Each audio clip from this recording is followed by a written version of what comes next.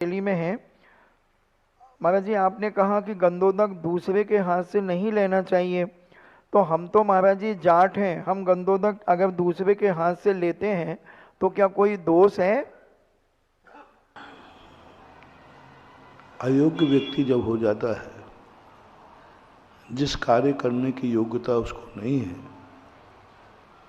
वह व्यक्ति यदि दूसरे के हाथ का लेते हैं, उनमें भी ये विचार करें कि उसके हाथ का लें जो तुम्हारा अहित नहीं सोच सके, आपके विरुद्ध नहीं सोच सके। आपको गंदोदक लेने में कोई बाधा नहीं है, क्योंकि गंदोदक देने वाला या बनाने वाला आपके संबंध में कभी बुरा विचार ही नहीं सकता।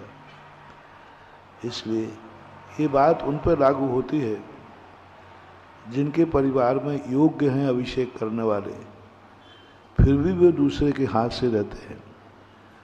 आप उस योग्यता के ही नहीं हैं, आप कर ही नहीं सकते, इसलिए दूसरे के हाथ से लेने में आपको कोई दोष नहीं है। स्वर्गों में देवों की नियोगिनी देवियां अपने देव से पहले भी वहां जन्म ले सकती हैं या उनके देवों के जन्म के बाद ही जन्म लेती हैं? देवों के बाद ही उनका जन्म होता है। ऐसा कोई उल्लेख आगम में देखने में नहीं आया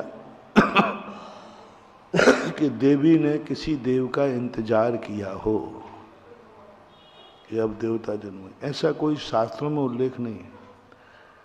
देवों द्वारा देवियों का इंतजार तो देखा गया, लेकिन कोई देवी ने किसी देव का इंतजार किया हो, ऐसा कोई उल्लेख मिलता नहीं। एक कथानक में आता है एक भील की कहानी कि वो मरकर के व्यंतर बनने वाला था, तो देवियां हर्षित थी कि यह व्यक्ति धर्म करके देव पर्याय में आ रहा है। बीच में उसको मुनिराज का संयोग मिल जाता है, तो व्रत लेकर के वैमानिक देवों में उत्पन्न हो जाता है।